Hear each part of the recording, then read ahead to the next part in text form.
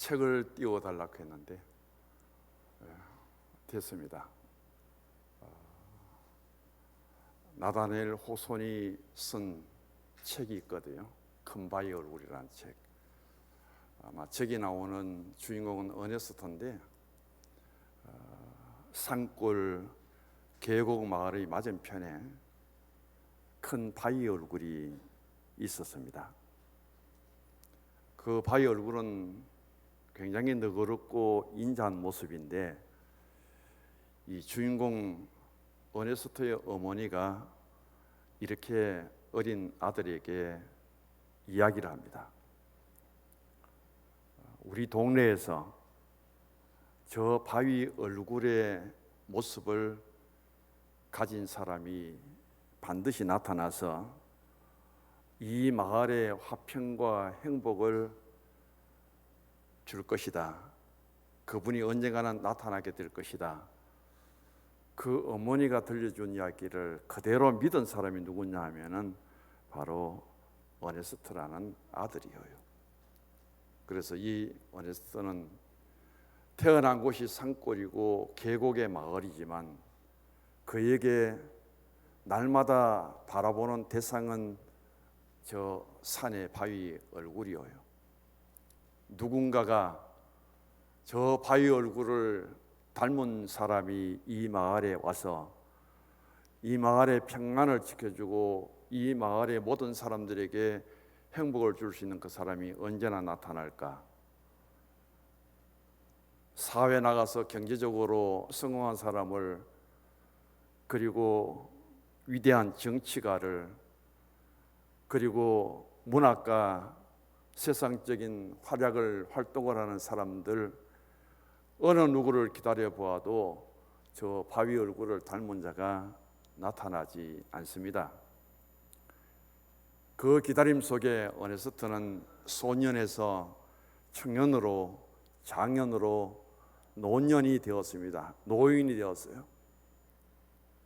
그런데 노년이 되어서 사람들 앞에 나타났을 때 사람들이 하는 말이 어네스트, 당신이 바로 저 큰 바위 얼굴의 모습을 그대로 닮았다.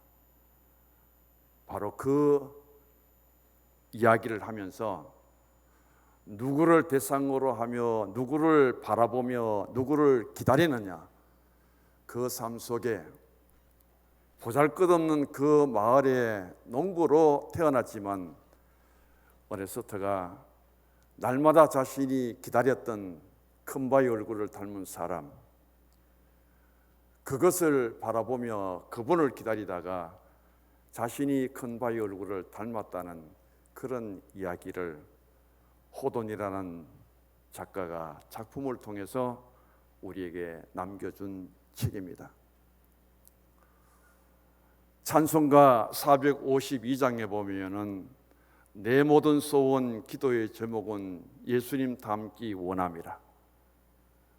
우리가 닮아야 될 분은 예수님이시고 우리가 기다리는 분은 바로 다시 오실 예수님이십니다. 다시 오실 주님을 기다리는 신앙 속에 내가 닮아야 될 대상은 예수님이고, 그런 신앙의 연륜이 더해 갈수록 우리는 예수님을 닮아갈 수 있기를 원합니다. 예수님을 생각하고 예수님의 말씀을 하고 예수님 하셨던 일들을 하고 주의 피로 값주고 사신 이 교회의 머리는 예수님, 교회의 주인은 예수님인데, 그런 예수님의 마음으로 교회를 섬기고 주의를 잘 감당할 수 있기를 바라는 마음입니다. 주보를 보시면은 마라나타가 나옵니다. 오늘 대림절 첫째 주일입니다. 대림절이라고도 하고 대강절이라고도 하고 강림절이라고도 합니다. 우리말로는 기다릴 대자에 임할 임자입니다. 기다리는 중에 오실 분이라는 거예요. 또 기다릴 대자에 임할 강자입니다. 기다리는 중에 어디서 오느냐? 밑에서 올라오고 옆에서 오는 것이 아니라 위에서 내려온다는 뜻입니다. 하나님은 하늘에서 완전한 신이신 예수님을 이 땅에 내려 보냈습니다. 메시아를 기다리는 모든 백성들에게 예수님은 구주로, 평화의 왕으로 우리에게 찾아오셨습니다. 여기에 가장 우리에게 소망이 되고 기다림에 대한 말씀은 요한계시록 22장 20절에서 절정을 이룹니다. 주 예수여 오시옵소서. 창세기에서부터 계시록까지 하나님의 역사 속에 참여한 우리가 마지막 고백은 다시 오실 주님을 기다리는 고백입니다. 주 예수여 오시옵소서. 이 말씀의 원어가 마라나타예요. 이 마라나타는 아주 신비한 글이고 신비한 해석을 가졌다고 그렇게도 말합니다. 여기 보면은 마라나타를 마라난을 먼저 읽고 아타를 끊어 읽으면은 그 뜻이 주님께서 이미 오셨다, 과거의 뜻이 되고요. 마라나를 먼저 읽고 타를 뒤에 붙이면은 주님께서 다시 오실 것이다. 똑같은 단어인데 어디에 끊어서 이 단어를 읽느냐에 따라 해석이 달라집니다. 그래서 마라난 플러스 아타는 이미 이 땅에 오신 예수님을 말씀하고 있고, 마라나에 타자를 붙이면은 장차 앞으로 오실 재림의 주님을 우리에게 말씀하고 있습니다.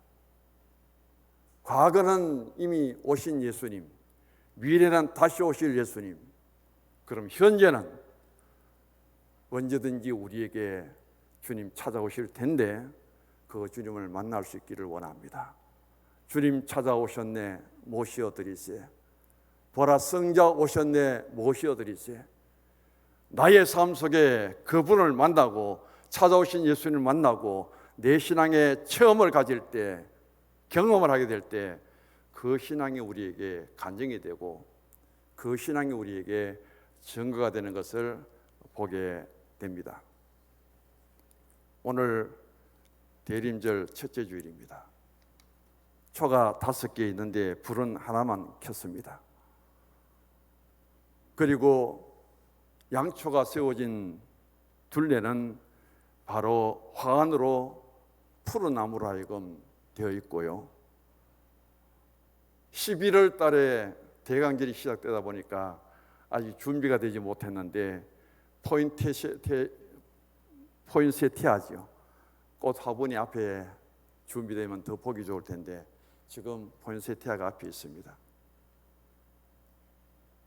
어떤 의미를 가지느냐면은 푸른 나무로 둥글게 장식된 저것은 바로 영원하신 하나님의 사랑, 우리를 사랑하시사 독생자를 보내주신 그 하나님은 우리를 사랑하되 세상 끝날까지 영원토록 사랑하시다는 것을 상징적으로 하고 있고요.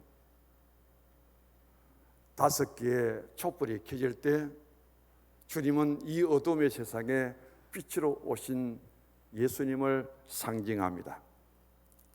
특별히 오늘 대강절 첫째 주일날은 저 촛불의 의미가 기다림과 소망의 촛불입니다.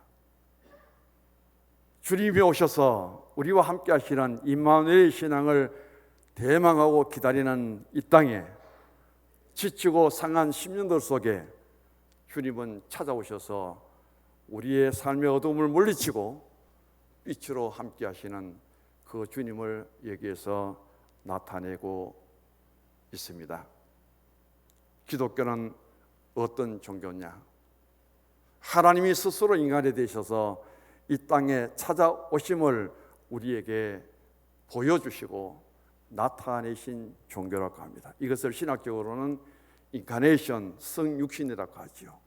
완전한 신으로 계셨던 하나님이 완전한 인간의 몸을 입고 이 땅에 오셔서 우리 죄를 대속하기 위하여 십자가를 지시고 죽으시고 우리의 구원자가 되시고 우리를 죄에서 용서해 주시고 우리를 하나님의 자녀로 삼아 주신 그 위대한 일들을 이루셨다는 것을 믿습니다. 세상의 달력은 1월달부터 시작되지만은 기독교의 달력은 대리임절로 하여금 시작합니다. 우리는 기다림으로 하여금 출발합니다. 누구를 기다리느냐? 바로 그리스도를 기다리고 메시아를 기다립니다. 그 기다림 중에 오신 예수님이 우리를 구원해 주셨다면은 다시 오실 주님은 우리를 심판하기 위해서 오시는데 우리는 그 주님을 오늘도 기다리며 마라나타 주 예수여 오시옵소서. 미래만 우리에게 주어진 것이 아니라 더 중요한 것은 현재입니다. 지금입니다. 바로 지금 여기에서 우리에게 찾아오신 주님을 만날 수 있는 복이 있기를 원합니다.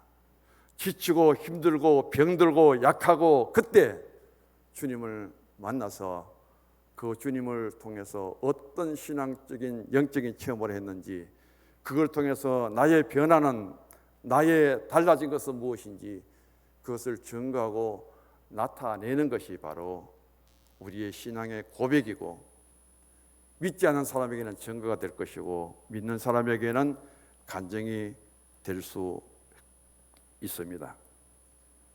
기다림이란 무엇인가? 그것은 한마디로 소망이라고 볼 수 있습니다. 누군가에게 기다림이 있고 누군가에게 소망이 있습니다. 그것 때문에 그 사람은 그래도 참을 수가 있습니다.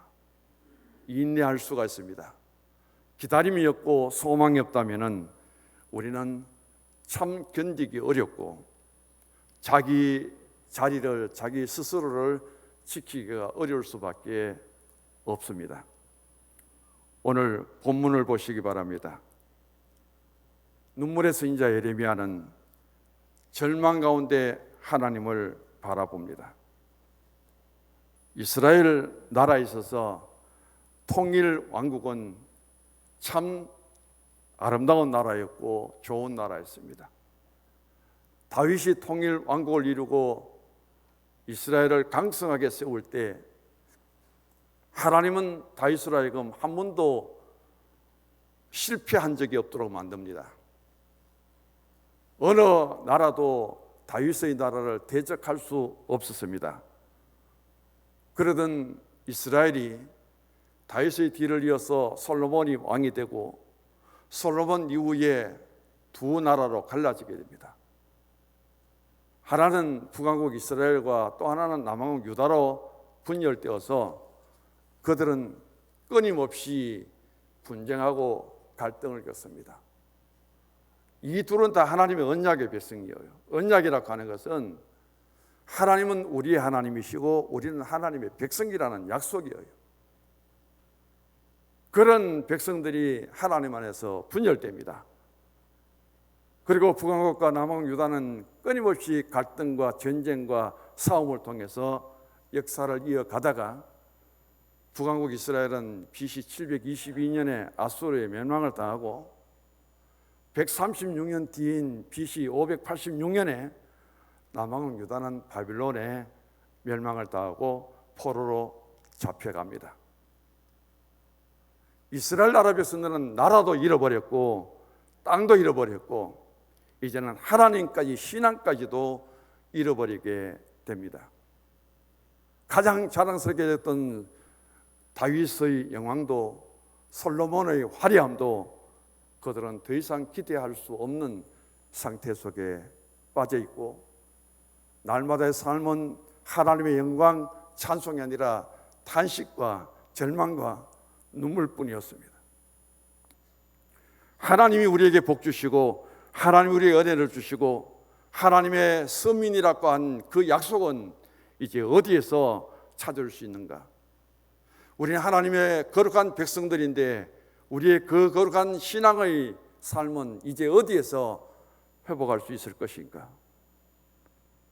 그들은 그 기대감 속에 더 나아갈 수 없을 만큼 절망 속에 빠져버렸습니다. 이제는 그들 스스로가 하나 되지 못합니다.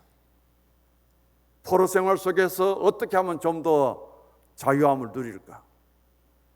빼앗긴 나라, 무너져버린 성벽 속에 더 이상 그들은 자기 나라에 유할 수가 없습니다. 그래서 그들은 흩어져 버립니다. 이때부터 생긴 이름이 흩어져 가는 백성들, 흩어져 사는 백성들, 디아스포라라는 말이 생기게 됩니다.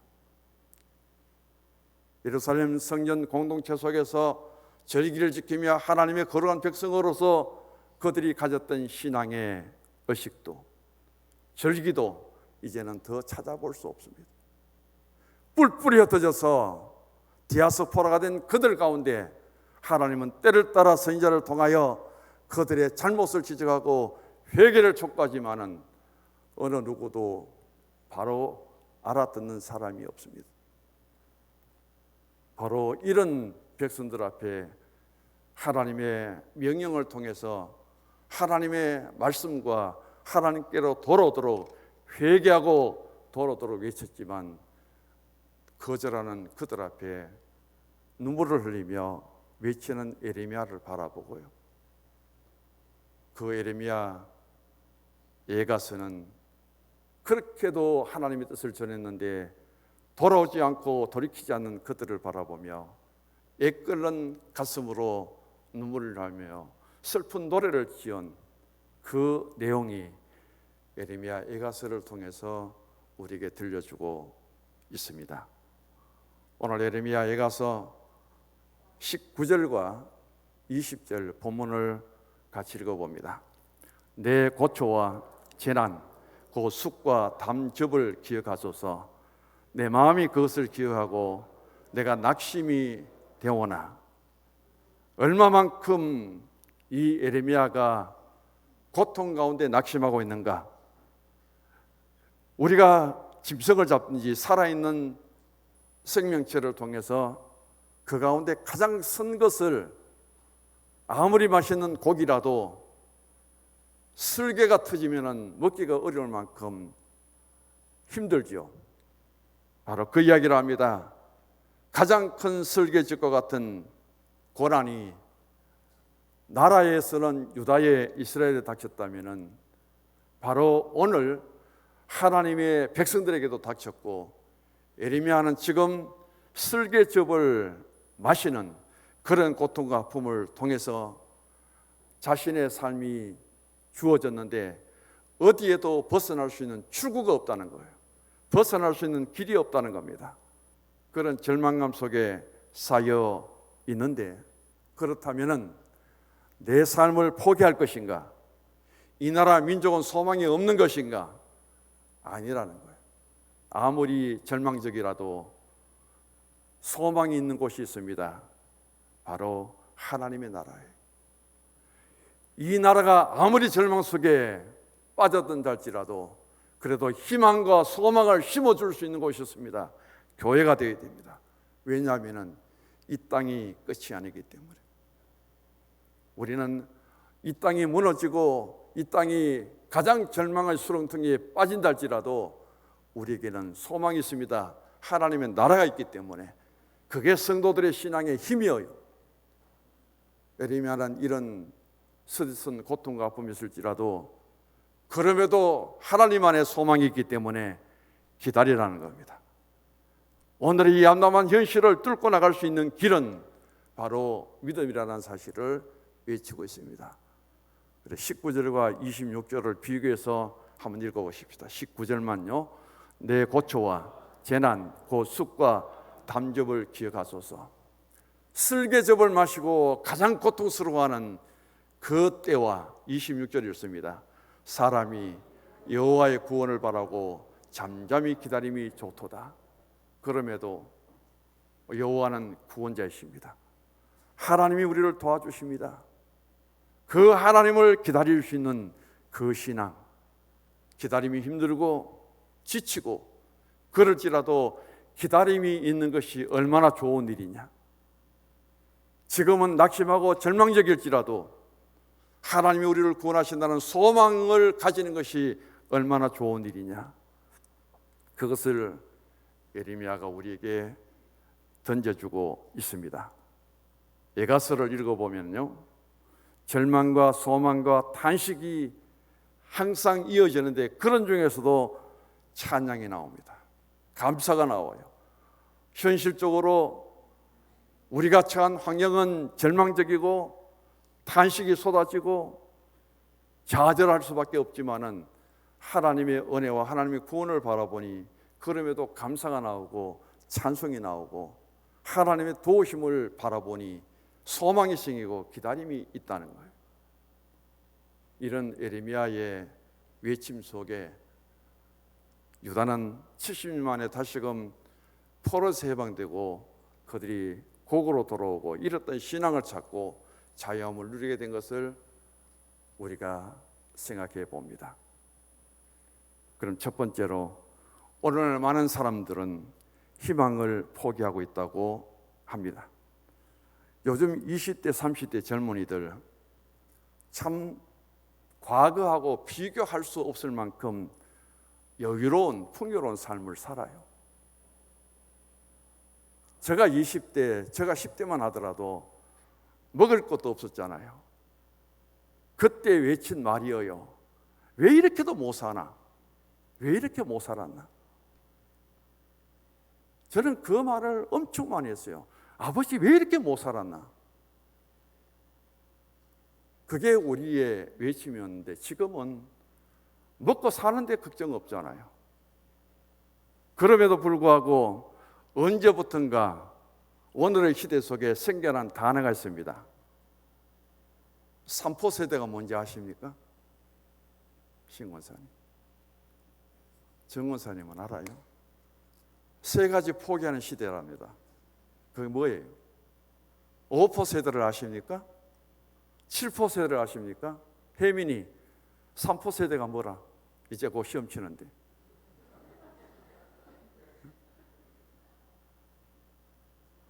나는 연애를 포기했습니다. 나는 결혼을 포기했습니다. 나는 출산을 포기했습니다. 얼마나 많은지 몰라요, 우리 청년들이. 지금요, 이 나라가 보통 걱정거리가 아닙니다. 오늘 제가 온누리교회 일부 예배를 참관하면서 한농대 교수 이규벽 교수님이 나오셨잖아요. 오늘 설교가 뭐냐면은 낙태에 대한 이야기래요. 다음 주에 결혼일 거예요. 그 다음에는 결혼이나 전부 그런 문제를 가지고 이 대강절을 진행하더라고요, 그 교회가. 오늘의 우리 한국의 청년들이 얼마만큼 삶의 현실에 지쳤는지, 얼마나 잘 살아요. 어디 가보면은 청년들이 먹고 마시는 데는 최고입니다. 부산에 한번 가서 해운대를 가보니까 저 같은 나이의 사람들은 근처 가도 못하겠더라고요. 없어요. 청년들이 그때도 코로나 때문에 그 걱정하고 염려하는데도 빈자리가 없습니다. 이 단속하는 것 제가 더 말씀을 드리지 않겠어요. 먹고 마시고 담배 피우고 쫄들이 앉아가지고 그렇게 하는데 그런 데는 단속을 왜 안 하느냐는 거예요. 지금 서울의 교회는 이 책을 전달하면서 코로나 전염된다고 교회 안에 자기 성경 외에는 성경도 비치 못하도록 행정명령이라고 내리고 이 모양을 지금 나라가 하고 있는 거예요. 얼마만큼 단속할 게 없으면 교회 성경책도 비치 못하도록 그런 짓을 하면서 그런 데는 왜 단속 안 합니까? 아무리 국가적으로 행정적으로 이야기해도 오늘의 시대 속에 이 3포 세대가 너무 많고요. 5포 세대는 연애, 결혼, 출산, 내 집 관계, 내 집을 마련하는 것도 너와 나의 좋은 친구가 된다, 대인관계까지도 포기하는 게 5포 세대고요. 7포 세대는 연애, 결혼, 출산, 내 집, 인간관계, 희망, 꿈까지 포기하는 게 7포 세대예요. 취업 포털인 사이트가 20대, 30대 2,800명의 청년들을 대상으로 조사를 했는데 2명 중에 1명이 5포 세대랍니다. 나는 앞으로 연애도 안 하고 결혼도 안 하고 출산도 안 하고 내 집도 마련할 수 없고 집이 몇십억 시간이고 언제 돈 벌어 집 삽니까? 한마디로 먹고 마시고 현재에 족하지 미래가 없다는 거예요. 내일이 없다는 거예요. 자기 하나도 살아가기가 힘들다는 겁니다. 이런 시대를 누가 만들었느냐? 왜 이런 시대가 왔느냐? 이걸 오늘의 신앙과 교회 속에서 어떻게 진단하려 합니까?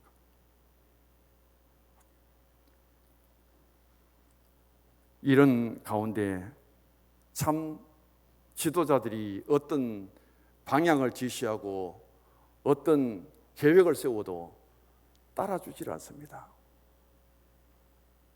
그만큼 풍요로운 삶을 살면서 우리는 너무 부족함을 많이 느끼는 이 시대 속에 살고 있으니까 희망이 없어요. 소망이 없습니다. 이걸 어떻게 우리가 해결해 나가야 될까요? 정치도 마찬가지죠. 경제도 만나면은 아이고 살기 좋다는 말을 하는 사람이 하나도 없고 전부 죽겠다는 겁니다. 억지로 사는 거예요. 그럼에도 일할 것이 있고 살아갈 수 있는 힘을 가지고 내가 살아가니 우리는 하나님 앞에 감사할 뿐이죠. 신앙의 기능은, 방향은 항상 두 가지입니다. 하나는 위에서부터 내려오는 거예요. 또 하나는 밑에서부터 위로 올라가는 것을 말합니다. 위에서 내려오는 것은 하나님의 계시예요. 하나님의 은혜예요. 하나님의 사랑이고 하나님의 복입니다. 그것을 수용해야 될 사람들이 우리예요. 하나님의 은혜는 동일하고 하나님의 능력은 동일하고 하나님의 사랑은 동일한데 그걸 어떻게 이 땅에 살고 있는 우리가 받아들일 수 있는 수용성을 갖고 있느냐는 것이 중요하고요. 또 하나는 바로 위로 올라가는 것을 말합니다.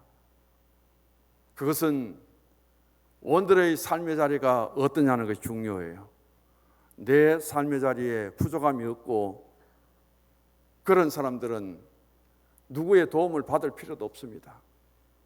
지금의 삶이 만족하고 지금의 삶에 자신이 행복하다고 느끼는 사람은 더 이상 바랄 것이 없습니다. 누가 가장 위를 향해서 도움을 구하느냐? 낮은 자가, 부족한 자가, 병든 자가, 어려운 사람들이 오늘보다 내일 나의 부족과 나의 약함을 누군가는 도와줘야 될 것을 바라기 때문에 위에서부터 내려오는 것을 수용하는 것도 좋지만은 이 낮은 곳에서 위를 향해 가는 이 소망, 신앙도 중요하다는 겁니다. 세상 사람들은 3포 세대, 5포 세대 모든 것을 포기하지만은 그들이 꿈을 버리고 그들이 소망을, 희망을 잃어버리지만 우리에게 가장 큰 소망이 있습니다. 우리에게 가장 큰 꿈이 있습니다. 하나님의 나라예요. 그것 때문에 그리스도인들이 세상 사람들과 다르게 살아야 되고 그것 때문에 그리스도인들은 넘어지지만은 영 쓰러지지는 않습니다. 다시 일어설 수 있다는 사실을 생각하면서 중요한 것은 내 자리가 어딘가, 오늘 내 자리가 어딘가, 지금 현재 여기에서 하나님 내게 주시는 것은 무엇인가. 똑같은 시대 속에 살아가지만은 유다 백성들의 생각하고 예레미야 생각은 다릅니다. 하나님의 생각과 하나님 백성들의 생각은 달라요. 여기에서 누가 승리하느냐, 누가 그 일을 이루어나가느냐, 소망을 가진 자가 이루어갑니다. 기다릴 줄 아는 자가 이기는 거예요. 바로 그 자리에서 지도자로 살아가는 사람이 예레미야입니다. 그 시대를 이끌어가는 리더자가 예레미야라는 사실이에요. 두 번째, 기다릴 때 새로운 일이 일어납니다. 기다리지 못하고 포기해버리면 모든 것을 잃어버립니다. 나는 기다림이 없고 나는 내 자신을 포기하고 결국은 내 생명까지 스스로 끊어버린다면 참 우리는 슬픈 사람이죠. 박미선이라는 개그맨, 사람 참 착하잖아요. 고려대학교 국어교육과까지 나와서 그 똑똑한 사람이 개그를 하다가 무엇이 그를 그렇게 실망스럽게 해서 스스로 목숨을 끊었을까요? 딸만 주는 모습을 참아 볼 수 없어서 어머니도 같이 그 딸과 함께 왜 죽었을까요? 살아가는 삶 속에 기다림이 없습니다. 내게 꿈이었고 희망이었고 기다림이 없을 때, 자기 스스로의 삶을 포기해버릴 때 여기에는 아픔밖에 없지 더 이상 나아질 것이 없다는 것이죠. 이런 우리들에게 하나님은 말씀합니다. 기다리라고. 욥에게 기다림이 없었다면, 욥에게 그런 시련과 고통이 주었을 때 기다림이 없었다면 욥은 어떤 사람이 되었을까요? 한 사람의 삶 속에 더 이상 당할 수 없는 가장 아픔과 고통이 있었지만은 기다리고 기다렸더니 욥기 42장에 그 기다림 때문에 욥이 될 수 있었고 욥이 복을 받을 수 있었던 것을 보게 됩니다. 시편 40편을 한번 찾아보십시다.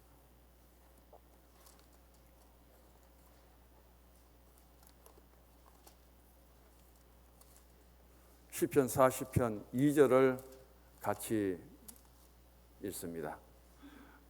나를 기가 막힐 웅덩이와 수렁에서 끌어올리시고 내 발을 반석에 두사 내 걸음을 견고하게 하셨도다. 다윗도 이럴 때가 있습니다. 기가 막힐 웅덩이와 수렁에서 더 이상 할 말이 없어요.